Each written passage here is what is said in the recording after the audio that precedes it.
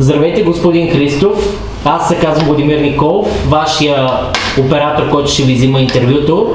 Представете си ателието къде се намира. Адреса си го кажете. Добър ден, приятно ми, казвам се Мариан Димитров Христов. Обущар съм в град София, на улица Алабин, номер 4, точно до съдебния палат съм. Предлагам моите услуги за поправяне на обувки, чанти, бойдисване на кожени якита, поправяне на дръжки от естествена кожа. Предлагам моите услуги също от естествена кожа, колани, правене на ръка. Предлагам почти всички обущарски услуги. Поправка на чанти, обувки, раници и всичко останало. Работил съм доста години като обущар. Имам много добър опит в обущарските услуги. Една обувка обичам да я взема скъсана и да я поправя, да я направя чисто ново.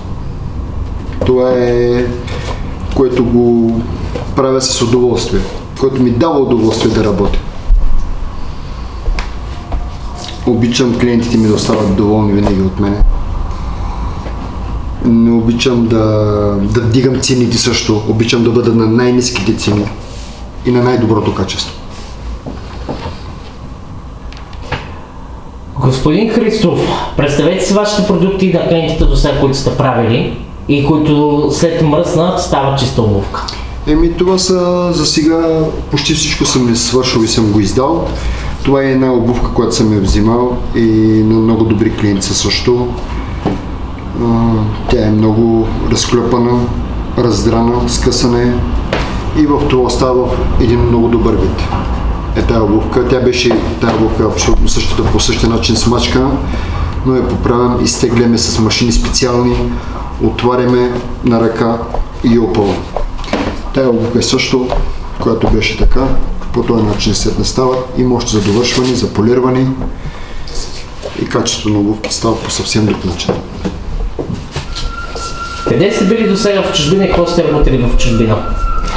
Работил съм като обущар, в Франция съм работил, за много фирми съм работил. Говорим за големи фирми, няма да правя, да казвам фирми кои са. Съм работил едни от най-добрите марки. Правил съм обувки също на ръка, от естествена кожа, който мога да направя фабрично по на клиента желанието също. Мога да правя също едни от най-луксозните обувки. Поправил съм няколко колана тук. Направили сме също и няколко чанти. Мога да ви покажа за какво става на въпрос. Имаме колани от ръчна изработка, едно от най-доброто качество. Видите за какво става на въпрос, всичко е правено на ръка. Тези колани, които могат примерно да се ползват 20-30 години, няма да мръдне тези колани. Абсолютно. От естествена кожа са. И качеството е много добро. И 100% има гаранция тези колани. Няма как нито да се скъса, нито да се разлепи.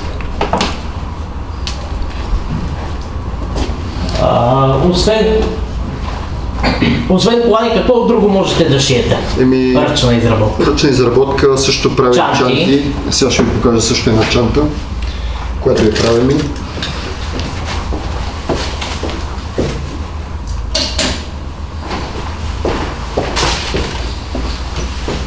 Тя също е правена на ръка, тая чанта. По вкус на клиента, който предлагаме. Как клиента си прецени една чантичка по негови дизайн, ако иска, може да дойде, ще му нарисуваме на място и ще му направя по негов вкус. Тези чанти са от телешка кожа, перфектно качество, 100% гаранция. Отвътре я покажете. да я видят хората, че е вътре кожа. Естествена кожа, не може да обърнем, няма хастари, всичко е естествена кожа, който се обръща. Също може да направи чанти. Каква е телешка кожа? Телешка кожа. А каква изработка са? Също от телешка кожа са. А пробойта можете ли да шиете? Да, всичко, абсолютно всичко. А кълъпи за телефони и таблети? Кълъпи за телефони, за таблети. Предлагам и тези чанти, които ги предлагаме. Също и портфели има с тези чанти. Малки портфелчета, мога да ви покажем за какво става на въпрос. Една дама си поръча една такава чантичка също, с едно портфелче. Също телешка кожа, същия цвят и същата марка. Момент, само не бърдай. Ага. Добре. И тая кожа е много мека и просто е много добро качество. Предлагаме всички наши услуги спрямо кожа. Работим само с естествена кожа. Също тези обувки бяха на една клиентка, които бяха много изтърмозени и съм ги пребоядисал. Направил съм и същия цвят. Много са хубави. А обувки можете ли да шиете? Да, всичко, абсолютно всичко. А правите ли обувки ръчна изработка? Да, правя и ръчна изработка. Мои обувки правя ръчна изработка, но съм си поръчал няколко неща, които да ми дойдат кълъпи специални, които да може да ги слагам. А какво мислите за обувките от суров каучук? Моето мнение е зависи от суровия каучук. Има каучуци много добро качество. А когато обувката има добро суров каучук и добро стъпване, сцепление в ходенето, по-удобни ли са? Да, разбира се, когато една обувка има сцепление долу в ходилото, зависи от обувката също. Комфортът е съвсем по друг начин. Но по принцип говорим за обувки качество, нали, говорим за чист гьон, който е обувка. Това са обувки перфектни, примерно да кажем от естествена кожа с гьон, който примерно може да ги карате с години наред. И няма и миризма вътре в самата естествена кожа, защото кожата е преработена, ръчно изработка е правена и е подсолявана с много добра температура, който може да ви издържи примерно да кажем 10 на 15 години. Те обувки, които ги гледате, не знам, ама долу-горе предполагам, че са минимум на 5-6 години. Минимум. Тази обувка, която ме докараха, беше в много зле положение и още си в зле. Поизпънал съм я и става в едно качество много перфектно, което може да издържи с години наред.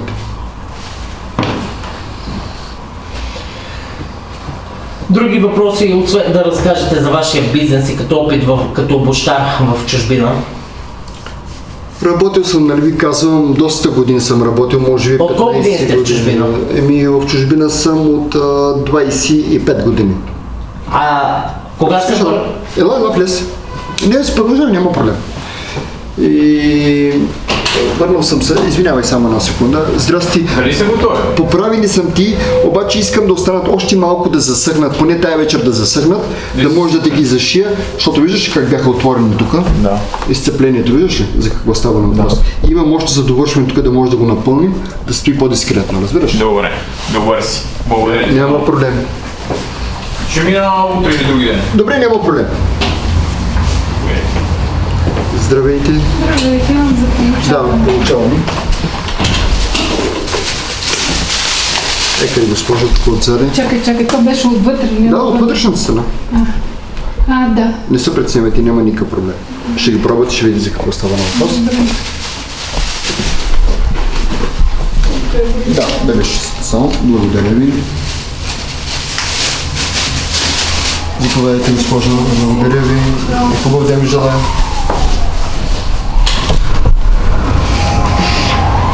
Клиентите, които идват при мен, абсолютно всички остават доволни, защото идват с обувки, които са разпрани до ента степен. Просто няма много хора, кой може да ги направи тези обувки, разбирате. Много хора не могат да ги направят. И той нещо се запълва отвътре с естествена кожа или се отваря и се сменя цялата кожичка. Вашите клиенти доволни ли сте? От колко време ви е отворен вашия обект на Алабин номер 4? В София на Алабин номер 4 съм тук, вече става, той ми е втори месец. Аз съм го взимал магазинчето преди 4 месеца, но имах вътре да поправям ремонт, нали, за да поправя вътре обекта, за да им бъде комфортно и удобно, не само на мен и на клиентите също. И вече става втори месец, който почвам да работя. На 6 октомври ми беше първото откриване на магазина. Колко време вече, откакто отвори магазина, направи Сега официално? сме по принцип 1 месец и 10 на дена да говоря става, 10 на 12 дена. Така.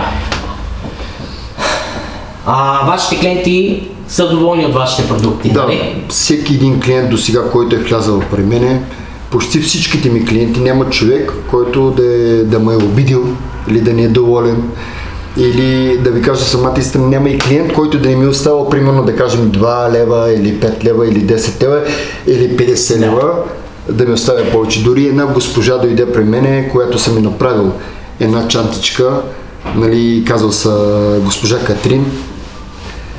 Направил съм една чантичка, сменил съм и на машинка на ципчето съм ми го сменил и ми е платила, може би да кажем, и 10-топно. Спрямо услугата, която съм свършил, остана много доволен. Въпрос.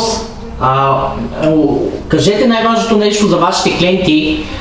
Как могат да плащат? Може ли да платят с дебитна карта? Или само в брой за сега? Само в момента в брой, защото съм си поръчал такива неща, защото в България не съм живял от 25 години. Нямам се на представа, нали, още в България как се живее и какъв е статусът към живота към България. И съм си поръчал дори апаратче, който да може да плащат клиентите с карти също. И мето и ще стане, може би след около месец и половина. Добре. Имате намерение да останете на улица Алабин 4 в центъра на София. Да. Пожелавам, какво ще си пожелаете за идващите празници и новата 2026? Желая на всички, най-важното е хората да останем човечни. Нека са всички живи и здрави, желаем дълъг живот и много любов и много щастие. И късмет в живота ми. Защо се върнахте в България? Решихте да инвестирате в България ли? По принцип не ми бяха намеренията, които да живея в България, но някои неща, които се получила, където съм живял в чужбина, и предпочитам да живея в България, да работя в България в собствената си държава, отколкото да работя в чужбина, да бъда роб. В чужбина живота как е? Да сте обощар, лесен ли е живота там? Да ви кажа, там много повече печели спрямо в България. Хората, да, по-са заможни, имат добри заплати. Спрямо нашата България е много зле. Не може всеки един да си позволи, примерно, да си прави обувките, да плаща по 20-30 лева, когато един чиф обувки мога да го вземе, примерно, за 15-20 лева. Да, така е. Въпросът ми е към вас, господин Мариан Христов. Вие сте българин. Да. Не сте сириец. Държиме да го представете се на колко години сте, кога сте роден и че не сте сириец, защото във видеото днес си помисля, че сте от Сирия или от Ирак. Много хора, го това на видеото. Много хора мислят, че съм сириец, много хора мислят, че съм арабин. Аз съм от България, българин съм си. Казвам се Мариан Димитров Христов и съм на 40. Аз съм роден 1982 година, на 6 октомври и съм на 43 години. Значи вие сте имали скоро рожден ден. Да. И на вашия рожден ден открихте ателието. Точно за рождения ми ден направих откриване на ателието. Това беше моята мечта. Откриването имаше ли балони, украса отвън? Направил съм някои неща тук с съседите, които са около мене. Колегите ви, които са от тук около района, вашите колеги от вас, носят ли си обувките при вас? Да, почти всички тук в района, които са ми колеги, колежки тук, които са около мене, почти всичките хора се носят обувките при мен да им ги правя. Доволни са. Остават много доволни, спрямо не само качеството на работа също, и за цените, които ги предлагам. Така, имате намерение да си останете в България, въпреки че идва еврото? Да, няма значение, че идва еврото. Не е желателно много да влиза еврото, защото предполагам, че не разбият от всякъде. Най-вече на малкия и средния бизнес ще умре в България. Ние по принцип ще фалираме, не може да издържим. Да. С наемите, с тези осигуровки няма как да издържим. А как избрахте да отворите на улица Лоби номер 4? Защо избрахте тази улица? Да ви кажа, аз съм търсил от 2 месеца, което съм в София, съм търсил магазини. И съм попадал на много магазини, на много места съм попадал, но наемите са страшно много скъпи. А тук по-евтин ли ви е наемът? Спрямо наемите, които съм ги намерил на други места, е много по-евтино. Защото един наем в София, както и да въртите да случите, говорим в центъра, е 1500-2000 лева минимума. Говорим за минимума. И това говорим и за 15-20 квадрата. Това е невъзможно. Няма как да работим, да плащаме найми по 2500-3000 лева, да плащаме осигуровки по 500 лева, да плащаме и данъци. Ние не можем да преоцелим. Няма шанс. На вас обещавате какво е ДДС-то за... Ние не можем да влезем в ДДС, защото ние този оборот не мога да направим годишно. За да го направим годишно, ние трябва да надвишим с над 100 000 лева, за да влезем по ДДС. Ние не можем да направим този оборот 100 000 лева годишно, няма как да го направим, не е възможно. Харесва ли ви тук, в центъра на София, на улица Лоби номер 4? Харесва ми тук, в квартала е много спокоен, много е добър. И сте в центъра на София? В центъра на София сме, до съдебния палат съм също, който хората са любезни, културни и възпитани. Вашите клиенти какви са? От всякакъв ранг ли? Да ви кажа самата истина, идват клиенти и чужденци идват, и бизнес клиенти идват. А адвокати и съдии? Идват и адвокати и съдии идват. Извинявай, може ли да ми го оставиш? Не, може да ми го оставиш поне още 20-30 минути. Много се извинявам. И клиентите ми идват да си получават обувките. Остават доволни от мен. И почвам да заграждам като едно семейство. Клиентите ми стават на мене като едно семейство, разбирате. Всеки ме уважава, държа се страшно много добре с клиентите си. Никога не съм подценявал клиента ми. Няма значение за мен кой ще бъде и какъв ще бъде. Няма значение. Дори някой път гледам по улицата, всеки говори, обощар имаме в квартала на Битушка, на Лабин 4, много е хубаво, магазинчето е хубаво, симпатично и ще ви кажа на всички клиенти, добре дошли при мен. А какви са тези продукти, които продавате? Продаваме, имаме и боя, имаме и спреви за поддържане на кожата също.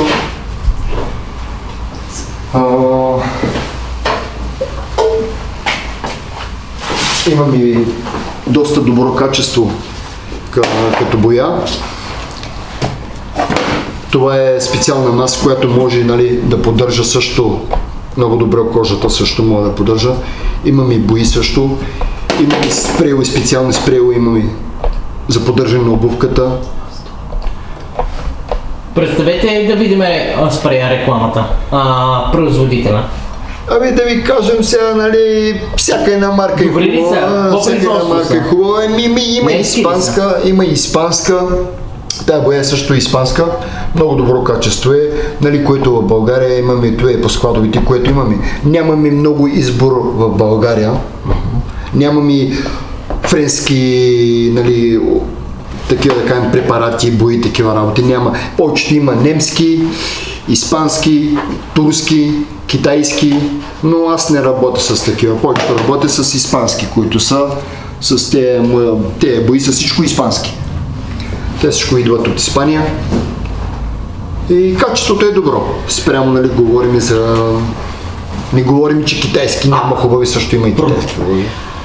Представете си услугите, какво предлагате да освежите кожата и да съживите кожата от бамбук и телешка кожа и как я съживявате Представете си услугата, че можете да съживите една маратонка, която е много изцапана.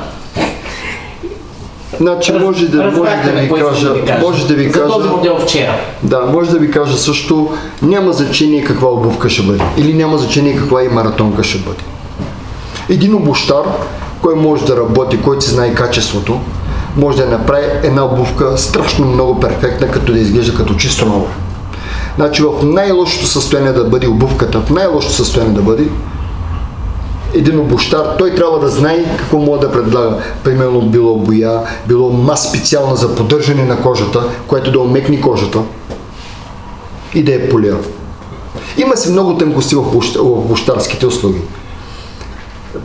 Не примерно не, че клиента не може да си вземе боя и той да си го направи. Може, не че не може, но ние все пак колкото да имаме полиращи машини, имаме също имаме и четки специално и знаем как да направим, как да я полираме, как да я поизчистим.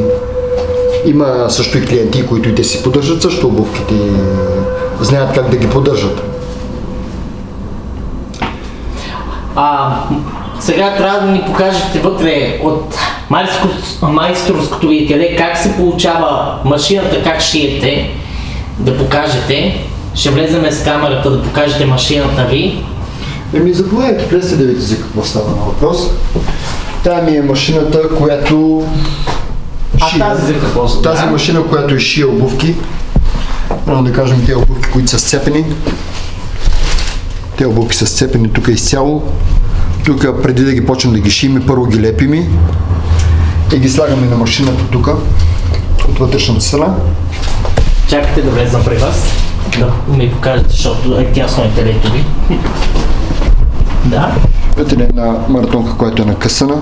Нали, аз по принцип трябва да изсменя конеца, но няма да го сменям, защото нямам това време. За сега, после ще го направя и тая машина, която е штракаме тук. И тая машина шие обувките.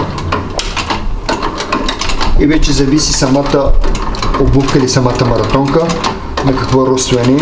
Може да правим и малък реглаж и голям реглаж също може да направим. Зависи от шева на самата обувка. И когато я пуснем на тая машина, и става качеството съвсем по друг начин. Защото тези машини са много стари, не са от тези по-новичките, защото по-новите работят по друг начин, а ние обущарите работим с по-стария начин. Кажете как сте зашили на камерата. Вижте за какво става на въпрос. Ето това е шева. И става перфектна, както си е оригинално. Ето ли, по същия шеп си го правим. Но аз сега ви показвам, защото ще ги махна тези конци и ще ставам бяла макара. А това ни е шлайфа, тая машина ни е също шлайфа, която работи. Само да ви я пуснем.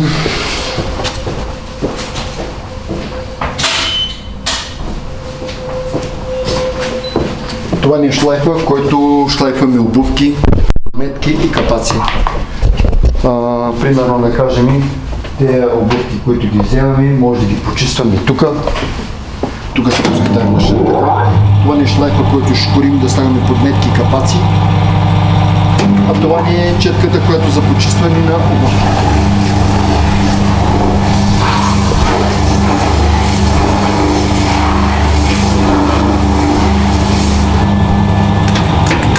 Общо взето имам само една машина, а всичко останало го правя на ръка. И самата обувка става перфектна. Общо взето всичко правите на ръка? Всичко правя на ръка, абсолютно всичко. Само шлайфвам тук, да може да им смина капаците и подметките, а всичко останало, което е полиращо, шини, всичко правя на ръка. Не слагам на машини да шия такива работи. На машини шия, когато има маратонки, примерно, или обувки, който господата иска да запази оригиналния шеф, както си е било, защото ние нямаме такива или за да го направим и много губим на време. Слагаме го на машината и го зашиваме и става перфектно оригинално. Няма никакъв проблем. Покажете детайла на обувката. Ето вижте, примерно да кажем, той е шеф, който мога да го направим. Ето е шеф. Шефът става абсолютно същия и перфектен. Благодаря ви.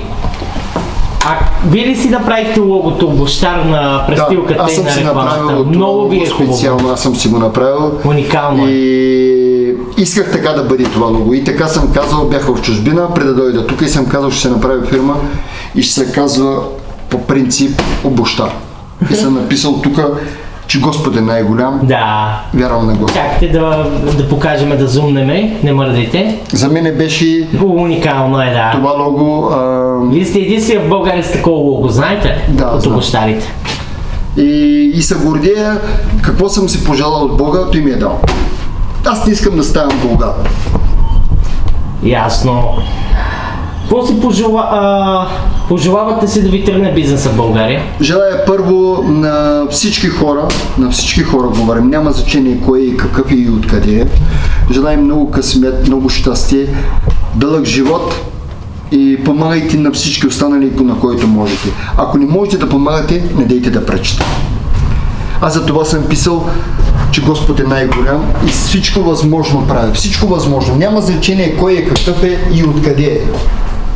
Дори един клиент да дойде, да няма пари да си плати при мен обувките, бих му ги направил без пари, никакъв проблем и никога няма да му поискам пари. И както са идвали при мен клиенти и ми казват, извинявай, нали, нямам много пари да платя, аз казвам, пари не искам.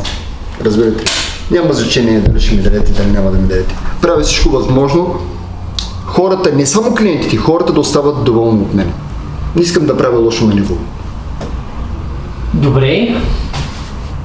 Сега да ви покажем етелето как изглежда в цял размер. Ето това е рекламата му отгоре. Обаче да обясните за табелата отгоре. Това ми е рекламата, тук съм писал обощар, тук съм писал, че Господ е най-голям и това е ма. Сега, ето ви го етелето. Тук ми е малко покажете етелето. продуктите, които предлагате пак тук. Са ми продуктите, които предлагам, смена на токи, на катарами.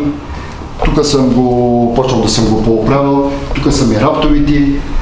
Горе имам също едно офисче, което прави обувки на машина разтягани, но нали, клиентите ми не се качват горе, защото там горе ми е стаичката, която някой път си почивам, защото от измората някой път бачкам по 10, по 12 часа и по 14 часа бачкам. И по 15 часа съм стоял в магазин. Така нареченото тайната стая на Да се почивам. Това ще си остане зад колисите. Етелето отвън да ви го покажем. Да. Чакайте. Ето го как изглежда, пак рекламата му я вижте. Ето отвън. Това му е телето на... Представи си адреса, къде се намираш отвън. Намира се в град София, на улица Алабин номер 4. Говори по-силно, различно. Значи това е в град София, на улица... Това е в град София, на улица Алабин номер 4. Това е близо до центъра на Витушка. Представи си телето отвънка. Правим всички наши услуги. Какво ще кажеш за финал? Желая много късмет на всички хора. Щастие, здраве и дълъг живот. Приятен ден ви желая. Добър ден на вас.